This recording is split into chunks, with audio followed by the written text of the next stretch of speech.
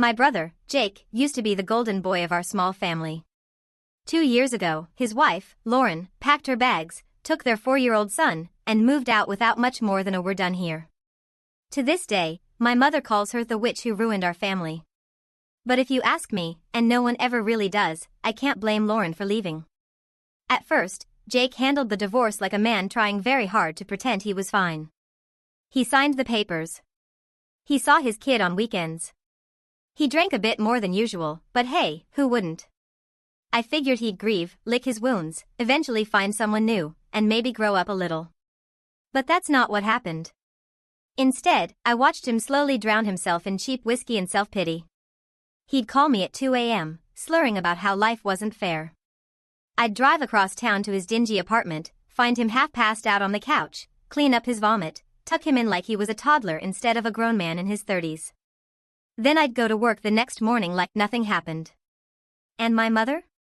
She thinks this is just a rough patch. Her words. She sits on her floral couch, drinking her decaf tea, clutching her rosary like it's a solution for liver failure. She says Jake just needs support, like that word is some magic cure for the fact that my brother would rather drink himself blind than pick up the pieces of his life. But here's the real kicker, my mom has decided I am that support. According to her, it's my duty to pick up Jake's groceries when he's too hungover to leave the house. It's my job to drag him to the doctor when his stomach hurts from drinking on an empty stomach for days. It's my calling to call him every day, check if he's alive, convince him to go outside for some fresh air, to remind him he still has a son who probably wonders why daddy can't stand up straight. She says things like, don't abandon your brother when he needs you the most, and family sticks together no matter what. Funny how that rule only ever applies to me. Meanwhile, I have a life. Or at least I used to. I work full-time. I'm in a relationship with a man who, bless his patient soul, is still around despite me spending more nights at my brother's than in my own bed. I have my own bills to pay, my own plans, my own fragile sanity that I'd like to keep intact. But every time I try to draw a line, my mother guilt trips me until I cave. It's always the same script. He's your brother. He'd do the same for you. But he wouldn't. He's never had to. Because I've never given anyone a reason to come save me. I've always been the one who keeps her shit together. The good daughter. The dependable one. The safe bet. Some nights, I lay awake and wonder how my life turned into this circus. I'm not his wife. I'm not his mother. And I'm not his savior. I'm his sister, and sometimes I don't even want to be that.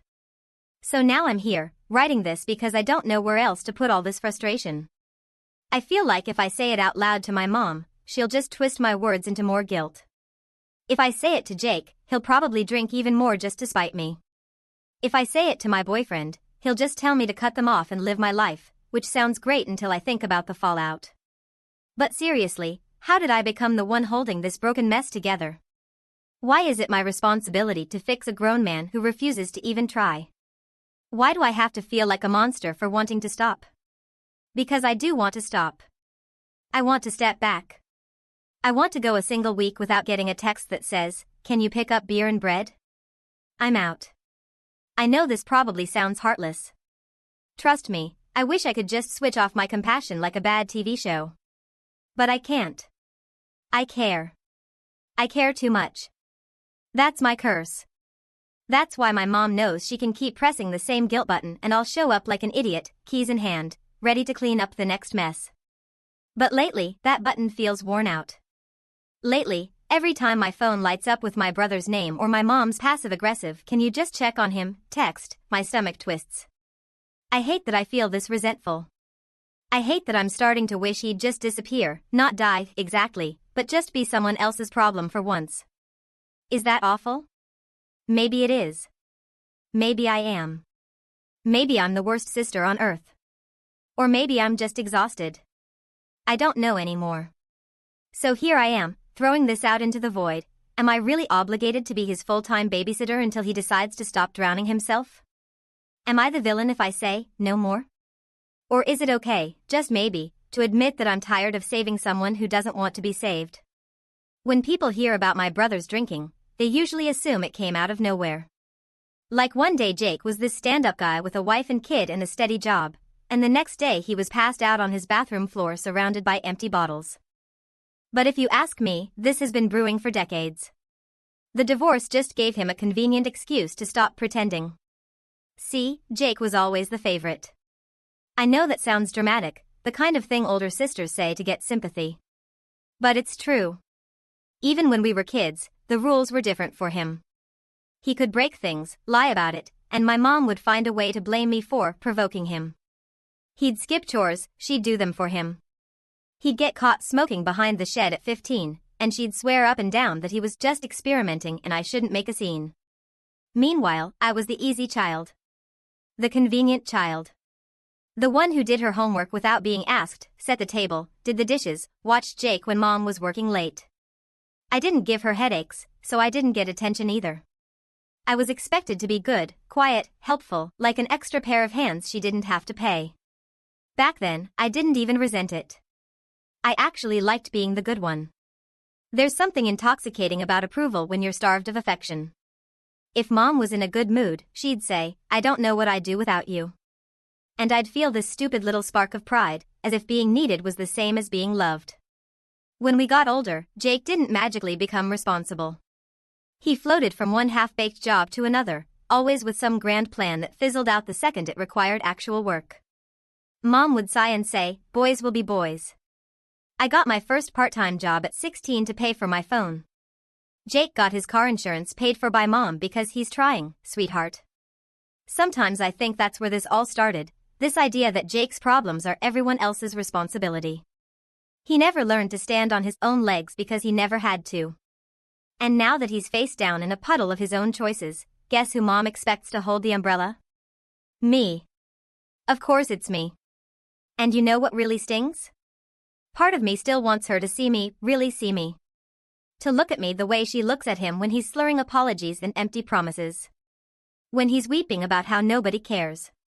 She cradles his head like he's still 5 years old. She whispers, "It'll be okay, baby." I can't remember the last time she called me baby. Or asked if I'm okay. Sometimes I wonder what would happen if I stopped being the good one. If I slammed my fists down and screamed, "Look at me for once." But I know how that would go. I'd be called selfish, heartless. I'd be told I was kicking my brother while he's down. Mom would cry about how I'm all she has left, which is rich, considering how invisible I feel in this family circus. Do I sound bitter? Probably because I am. It's a sour taste I can't wash out.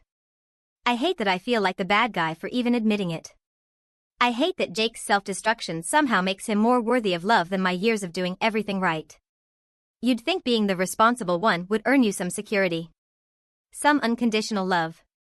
Some sense that you matter as much as the screw-up does. But it doesn't. It just means they trust you to clean up the mess when the golden child inevitably sets the house on fire. People tell me I should talk to her. Tell her how I feel. They say it like it's so simple, as if my mother hasn't spent my whole life tuning out anything that makes her uncomfortable. I tried once years ago, after Jake got arrested for driving drunk. I sat her down and told her I was scared. That he could kill someone, or himself. That maybe he needed consequences. She didn't even look at me. She just said, "Don't talk about your brother like that. He's going through a lot." Then she made me a cup of tea, patted my knee, and turned on the TV. So yeah, I stopped trying. Sometimes, in my darker moments, I envy Jake. Not his mess, I wouldn't wish his life on my worst enemy. But the freedom. The audacity. He can be selfish, reckless, self-destructive, and he's still the center of her universe. Meanwhile, I do everything right and get told to just understand. I know this can't go on forever. I can feel the thread snapping inside me. Every time mom calls, every time Jake calls, every time I see his name light up my phone, I feel it fray a little more. I wish I knew how to make her see that it's not my responsibility to save him. That loving someone doesn't mean sacrificing yourself on their altar. That maybe, just maybe, I've earned the right to not want to watch my brother drown anymore. But she won't hear it. She never has. So instead, I'm here, telling strangers on the internet what I can't say out loud. I'm tired of being the convenient child. I'm tired of watching my brother set his life on fire while mom hands him the matches. And deep down, I'm terrified that if I stop holding him up, I'll finally prove what I've always suspected, that I was only ever worth what I could do for everyone else. If you'd asked me 2 years ago whether I'd ever watch my brother destroy himself and stand by helplessly, I'd have laughed in your face. Back then, I still believed I could fix him. I really did. It's embarrassing how hard I tried, how much of myself I poured into saving a man who clearly had no intention of being saved. In the early months after the divorce, I told myself he just needed time. So I gave him time, but I also gave him everything else. I'd show up with grocery bags when he hadn't eaten in days. I'd clean his kitchen because the smell made me gag. I'd find his dirty laundry stuffed behind his couch, wash it, fold it, put it away like I was his maid. I remember the first time I drove him to get a detox for. He called me at 6 a.m., voice cracking, telling me he couldn't stop throwing up, that he thought he was dying. I panicked, jumped out of bed, drove across town in my pajamas, and sat with him for hours in that grim little clinic while they pumped vitamins and fluids into his veins. He held my hand like a scared child and swore, "I'm done. I can't do this to you anymore." That was the first time he promised to quit. There would be at least 10 more. I printed out lists of rehab centers. I researched therapists who specialized in addiction. I found a support group for him to join. I called so many hotlines I could probably recite their scripts in my sleep. And every time, he'd look at me with those hollow eyes and nod and say, yeah, okay, I'll try. And for a week, maybe 2, he'd pretend. He'd skip the liquor store, go for a walk, cook himself an actual meal. He'd text me photos of the salad he made, like a toddler showing off a finger painting, "Look, I'm trying." And I'd swallow the tiny spark of hope, tell him how proud I was even though in the pit of my stomach, I knew I was lying to both of us. Because sooner or later, something would set him off, an argument with his ex, a missed child support payment, a bad dream. And then it was right back to the bottle. He'd disappear for days. I'd get a call from my mom, her voice tight with worry, "Have you checked on Jake? He's not answering." And I'd drop everything, again, and find him exactly where I always did, on his couch, red-eyed and bloated, TV flickering in the dark. I tried talking to him. God knows I tried. I sat on his grimy carpet while he chain-smoked on the balcony, begging him to think of his kid, to think of himself, to think of me. I said things like, "I can't do this forever, Jake. I'm drowning too." He'd stare at me like he was seeing through me, flick his ash into an old beer can, mumble something about how I didn't understand. Once, I asked him if he'd ever thought about dying. He laughed, this short, mean bark of a laugh, and said, "I'm not that dramatic. I just don't care if I do." I didn't know what to say to that. What do you say when someone you love admits they've given up? Meanwhile, my mother played her greatest hits on repeat. It's the divorce, you know. She broke him. If she hadn't left, she said it like Lauren should have stayed forever, chained to his misery, just so she wouldn't have to watch her precious boy unravel. Not once did Mom ask me how I was holding up. She never offered to take a shift. Never went to his place to see what I saw. She'd just call me, "Can you bring him some groceries? Make sure he eats something." Like I'm running a Meals on Wheels service for my fully grown, fully capable, catastrophically unwilling brother. After a while, the calls from Jake himself got worse. More manipulative. More aggressive. Sometimes he'd be sweet and broken, sobbing about how I was the only person who hadn't given up on him. Sometimes he'd be mean, slurring curses about how I thought I was better than him, how I was just waiting to watch him fail. He'd hang up on me, then call again 5 minutes later, crying. The whiplash was enough to make me want to smash my phone against the wall. I started dreading my ringtone. Every buzz in my pocket made my chest tighten. I'd see my mom's name pop up and feel pure, burning resentment. Because I knew what she wanted, and I knew it would never be enough. There's this sick part of me that still wants to believe he'll wake up one day and choose to fight for himself. But the bigger, sharper part of me knows that's not how this works. He doesn't want help, not really. He wants an audience. He wants sympathy. He wants me to keep wiping the vomit off his chin and telling him it's not his fault. He wants to stay broken because it means he never has to stand up on his own. So yeah. I did everything I could think of. I begged. I bribed. I cleaned. I drove. I researched. I cried more nights than I care to admit. And still, here we are. I don't know what more there is to try. I don't know who I'm trying to convince anymore, him, my mother, or myself. All I know is that every time I pick up that phone, I lose another piece of myself. And at this point, I'm terrified there won't be anything left.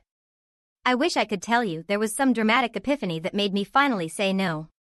Some moment where the clouds parted, the universe whispered, enough, and I found the courage to draw a line in the sand. But the truth is, I didn't even plan it. I was just so tired that night. So bone-deep, soul-crushingly tired that when the phone rang, I looked at it, his name flashing on the screen at 1:17 a.m., and I just didn't pick up. Of course, he didn't stop there. Jake never stops at one call when he's in a mood. He rang again. And again. And again. When I didn't answer, he texted, please. Please come over. I don't feel good. I think I'm dying. I stared at the message while my boyfriend, Chris, was asleep beside me. His arm draped over my waist like he knew, even in his dreams, that I might slip away again to rescue my brother for the 100th time. I thought about waking him up. I thought about getting dressed, driving across town, stepping over empty bottles and pizza boxes to find Jake half naked and weeping on the bathroom floor. And for once, I didn't do it. I put my phone face down and closed my eyes. My heart was racing. I felt like the worst person on the planet. I pictured Jake alone in that dark apartment, sweating through his sheets, maybe throwing up, maybe actually dying. My mother's voice was already in my head, how could you leave him like that? What if he needs you? But I stayed. I stayed in my own bed, with my own life, next to the only person who's ever looked at me like I'm more than just a convenient solution for other people's problems. In the morning, my phone was a graveyard of missed calls and furious voicemails. Jake's voice went from pathetic to venomous in under 5 minutes. He begged, then cursed, then begged again. But the cherry on top was my mother. She called me at 7 on the dot. No good morning. No how are you. Just straight to the indictment. How could you? He needed you last night. He could have died. I was still half asleep, groggy, disoriented. Mom, he's not dead. Did you check on him? That only made it worse. She unleashed this tirade like I'd committed a murder. If something had happened, how would you live with yourself? He's your brother. Blood comes first. Do you want him to end up on the street? Do you want him to? I hung up on her. First time I've ever done that in my life. My hands were shaking so badly I almost dropped the phone. Chris was in the kitchen, making coffee. He looked at me like he already knew. He always knows. He didn't say I told you so. He just handed me my mug and kissed my forehead like I wasn't the world's most selfish sister. An hour later, my mother showed up at my apartment. She'd never done that before, never just turned up like a door-to-door guilt delivery service. She stood in my hallway, still in her bathrobe, hair wild, eyes red from crying. She pushed past me like she owned the place. Where were you? He could have choked on his own vomit. He could have. I snapped. I don't even remember exactly what I said, just that it was loud and ugly and raw. I told her I wasn't his nurse. I told her I was done cleaning up his mess. I told her maybe if she hadn't spent his whole life protecting him from every consequence, he wouldn't be 35 and half pickled in cheap gin. She slapped me. Not hard, but enough to freeze both of us. She'd never hit me before. Not once, not ever. Afterward, she just stood there, shaking, tears streaming down her face. She said, I don't know who you are anymore. And I said, neither do I. She left. No apology. No goodbye. Just the smell of her perfume lingering in my living room long after the door slammed. I sat on the floor for an hour after that. Chris tried to talk to me, but I couldn't hear him. All I could think about was that maybe she was right. Maybe I was heartless. Maybe I'd crossed some irreversible line by choosing one night of sleep and my boyfriend's warmth over my brother's misery. But underneath all that guilt was something else, something sharp and bright that I hadn't felt in years. Relief. Pure, shameful relief. For the first time in forever, I hadn't given in. I hadn't jumped in my car. I hadn't sacrificed myself on the altar of Jake's never-ending meltdown. And that tiny piece of relief terrified me. Because if I could do it once, maybe I could do it again. Maybe I could keep saying no. Or maybe that makes me the villain my mother thinks I am. I don't know. I just know that night, I chose myself. And it felt like freedom and betrayal all tangled up together. You'd think choosing myself, even just once, would feel like a victory. That I'd ride some wave of newfound strength and finally step into the life I've been putting on hold for years. But real life doesn't work like that. It's messy, eh? The moment you think you're free, the guilt creeps in, scratching at the back of your skull, reminding you that freedom always costs something. For me, that cost is looking my boyfriend in the eye and seeing just how close I've come to losing him too. Chris has always been patient, sometimes I think too patient. He knew about my brother when we met. I didn't lie or hide it. On our third date, I told him, my family's a mess, and I'm basically everyone's unpaid therapist. He laughed. He said, everyone's got baggage. I wanted to believe that made us normal. But baggage doesn't cover waking up at 3 a.m. to find your girlfriend gone because she's mopping up her brother's puke again. It doesn't cover canceling weekend trips because Jake needs me. It doesn't cover the nights when Chris and I would be halfway through dinner and my phone would buzz, and I'd see that name, and I'd be gone, mentally already at Jake's front door before I'd even stood up from the table. He never yelled about it. He never made me feel small for choosing my brother over him. He'd just go quiet, that heavy silence that says I'm here, but not forever. And maybe I took that for granted. Maybe I thought he'd wait forever because he loved me. Maybe that's exactly how my mom sees me, the one who will never leave, no matter how bad it gets. A week after I told my mother no for the first time, Chris sat me down in our kitchen. No big speech. No drama. He just poured me a glass of wine, which, ironically, I couldn't bring myself to drink, and said, I need to know what you're choosing. I laughed at first, because what else do you do when you're cornered by the truth? I told him he didn't understand. That it wasn't that simple. That Jake was sick. That my mom would lose it if I walked away. That family is family, even when they're a nightmare. He just looked at me, calm and so goddamn sad, and said, I know he's sick. I know your mom's impossible. I know you're trying. But I'm not going to be here if you keep choosing them over yourself, and over me. And there it was. No threat. Just a line in the sand I could finally see. Not drawn by me this time, drawn by the only good thing I haven't managed to push away yet. He told me he loved me, but he was done living like this. He said, I want to build a life with you. But I can't do that if you're always running off to save someone who doesn't want to be saved. I didn't sign up to be your second priority every time your brother picks up a bottle. I didn't know what to say. Because how do you explain that for as long as you can remember, you've only ever been the glue holding everything else together? That you don't know what you'd be if you let it all fall apart? That maybe the reason you keep holding on to your brother is because you're terrified there's nothing else to you if you're not the rescuer? Chris didn't ask for any of that. He just asked for me, the version of me that belongs to herself. The one who laughs at dumb movies, who loves reading in bed, who wants to travel and build a future that doesn't reek of stale beer and guilt. And I wanted to give him that version. God, I did. But I'm so tangled up in this mess that I don't know how to peel myself out without cutting off pieces of who I am. I told him that. I told him I don't know how to let go without feeling like I'm betraying my family. He said something then that I keep replaying in my head, you're not betraying your family by saving yourself. They're betraying you every time they let you drown for him. I don't think I've ever cried the way I did that night. Not for Jake, not for my mom, for me. Because for the first time, someone said it out loud, that maybe I deserve to stop carrying this alone. Now I'm here in this limbo. My mom barely speaks to me, and when she does, it's passive-aggressive jabs about how some people just don't understand loyalty.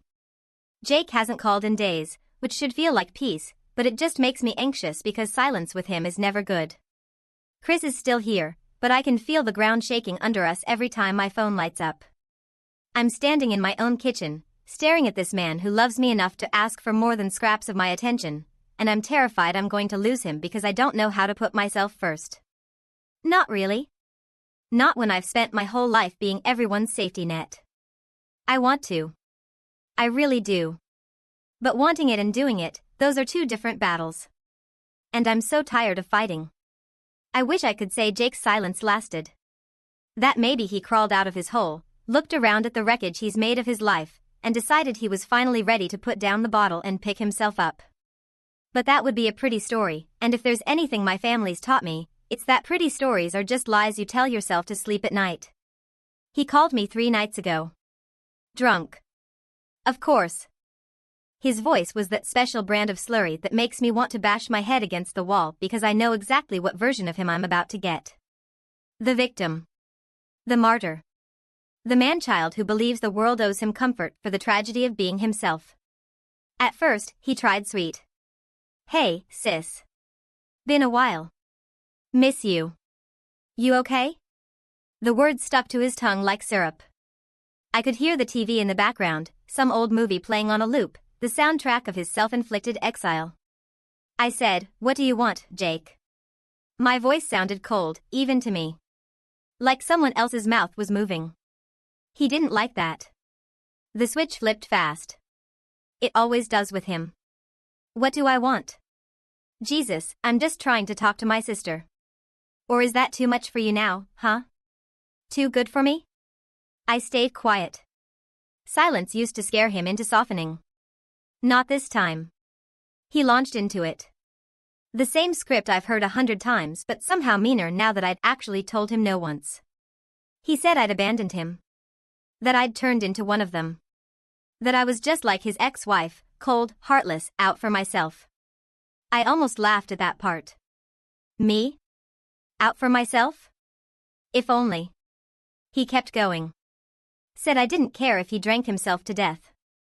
Said I'd love it, actually, that it'd make my life easier. He said, "You'd probably dance on my grave, huh? Be free of your useless drunk brother." The worst part? He didn't sound sad. He sounded righteous. Like he really believed he was the only wounded one in this story. Like I hadn't dragged myself through years of his chaos, sacrificing my own sanity to keep him breathing. I tried, one last time, because apparently I'm a glutton for punishment. "Jake, I want you to get help. I always have. But I can't do it for you. You have to want it." He laughed. This ugly, bitter sound that scraped through the phone. Help? You think you're helping? You think dragging me to quacks and hospitals and shrinks is helping? You don't help. You control. You just want to feel like you're better than me. And there it was. The truth under all his slurred poison. He never saw me as a sister trying to keep him alive. He saw me as a warden. A reminder of every failure. A mirror he hates too much to look into, so he breaks it every chance he gets. He said one last thing before he hung up, "You betrayed me. Don't bother pretending you didn't. You're dead to me." Then he dropped the phone, or maybe threw it. I heard something crash, and the line went dead. For a second, I just stood there in my dark kitchen, phone in my shaking hand, feeling this numbness crawl up my spine. I waited for the guilt to crash over me like it always does. But it didn't. Not fully. Instead, there was something else in the hollow space he left behind, a cold clarity. He doesn't want to get better. Not really. He wants a savior he can crucify when it suits him. He wants me on standby so he never has to stand on his own feet. And when I don't perform the role, when I dare to choose my own life, I'm the villain. The traitor. The enemy. I thought my mother would be furious when she found out. Of course she was. She called me the next morning, voice hoarse from crying. She asked me how I could be so cruel. She told me, he didn't mean it. He's sick. He's hurting. The same tired lines she's been feeding herself for decades. She begged me to go to him, apologize, fix it. I didn't argue this time. I just said, "No, Mom. Not this time. He's a grown man. If he wants to drink himself into the ground, I can't stop him, and I won't help him do it anymore." She started crying harder. She said I'd regret this. She said I'd hate myself when I lost him for good. Maybe she's right. Maybe part of me will always hate myself for not dragging him back from the edge. But I think I'd hate myself more if I spent the rest of my life dancing on that edge with him. So here's the truth I can't say to her, but I'll say here, I didn't betray my brother. He betrayed himself. And my mother betrayed me every time she told me my life was worth less than his excuses. I don't know what happens next. Maybe he calls again. Maybe he doesn't. Maybe he drinks himself into the hospital, or the grave, or maybe he figures it out when everyone finally stops saving him. I can't control that anymore. All I know is that for the first time, I'm done pretending I'm the solution to someone else's refusal to change. When you spend your whole life holding other people up, there's a sick kind of comfort in it, like if you just keep sacrificing enough pieces of yourself, maybe eventually someone will look at you and say, "Thank you. You did enough. Now you can rest." But that day never comes. I know that now.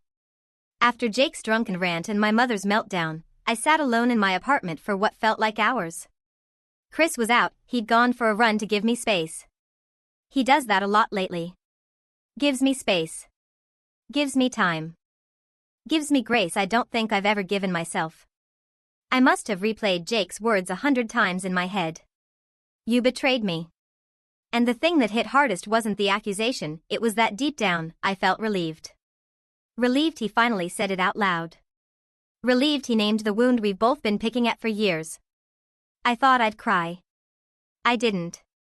I just felt tired in that bone-deep way that sleep can't touch. Like my body was trying to mourn a version of my family that never really existed.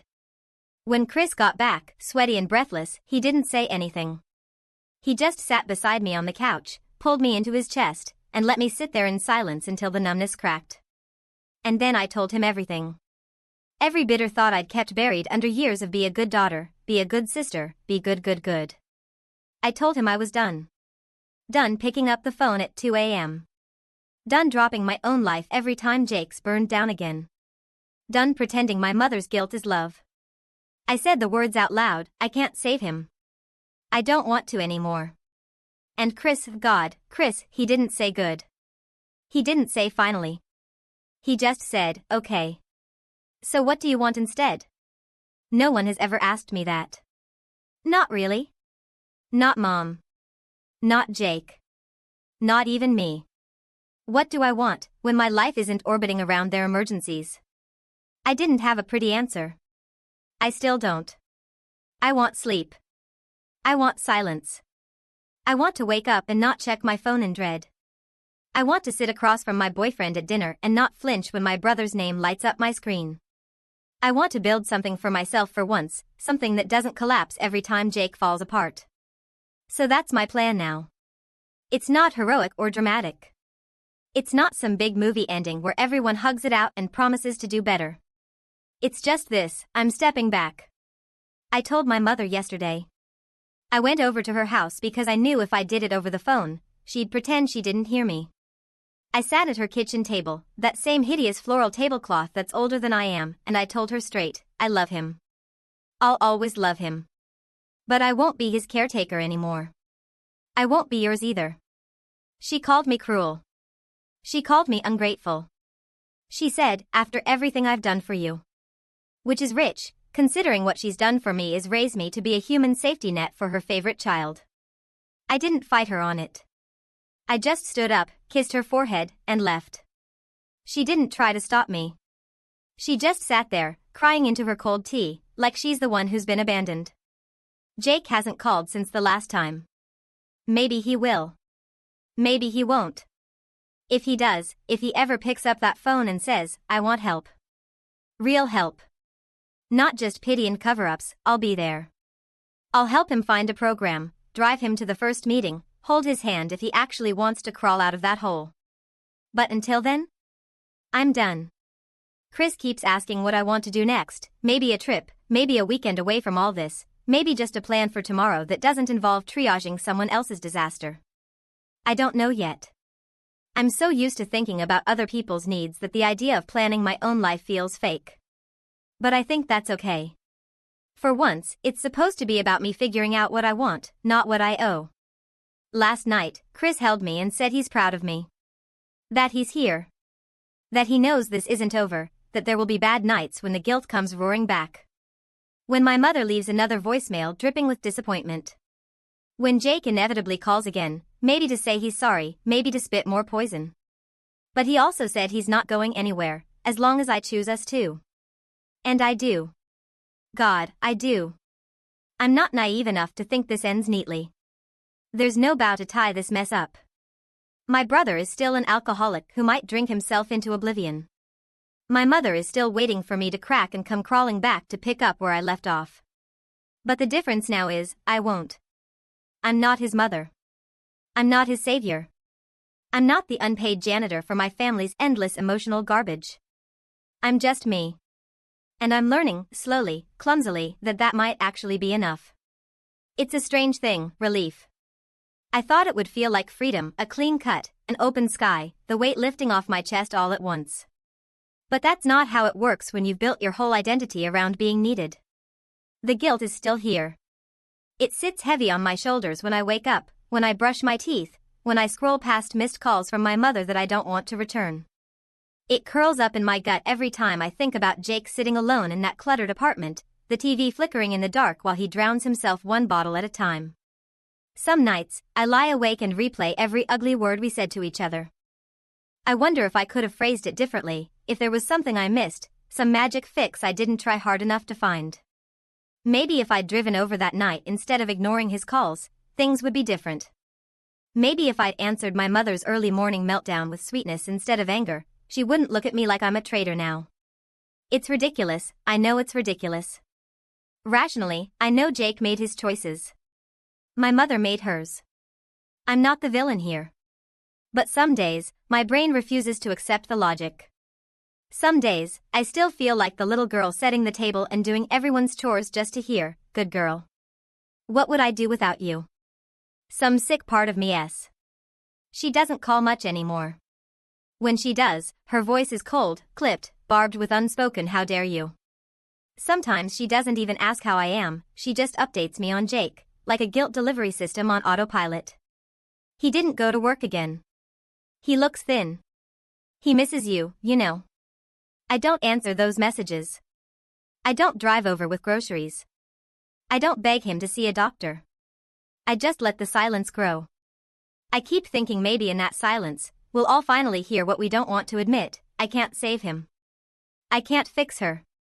And I don't want to lose myself trying anymore. Chris says I'm doing the right thing.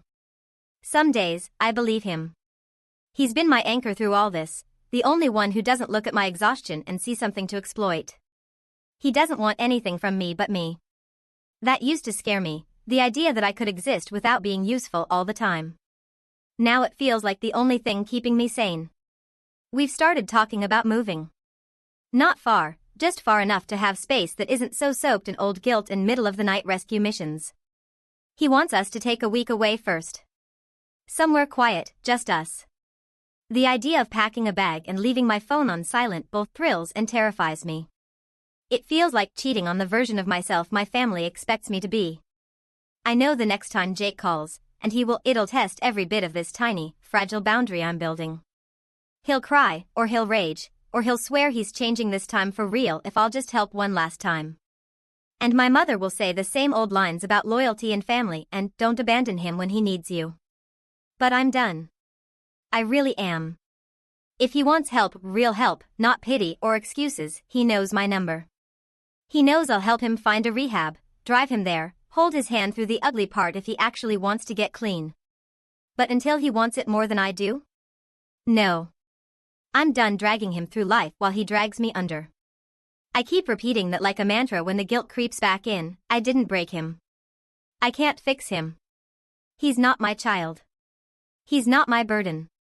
He's my brother, and that used to mean love. Now it means a mess I can't clean up for him anymore. So why am I here, pouring all this out to strangers on the internet? Because I don't know how to stop feeling like I'm failing someone.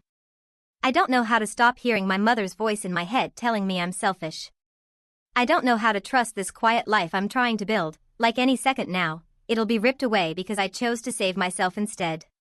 Does that make me a terrible person? Some days, it feels like it does. Other days, it feels like the bravest thing I've ever done. So, Reddit, I'm asking you, because I can't ask my mother, and my brother doesn't want to hear it, and my boyfriend deserves a break from carrying my guilt every night. Am I really awful for wanting my own life back? For wanting to be more than a caretaker, a crisis hotline, a permanent plan B? I want to be a sister who loves her brother enough to let him face his own mess. I want to be a daughter who isn't shackled to her mother's regrets. I want to be a woman who wakes up next to the man she loves and feels whole, not hollowed out by other people's bad choices. So tell me, am I wrong for choosing myself this time?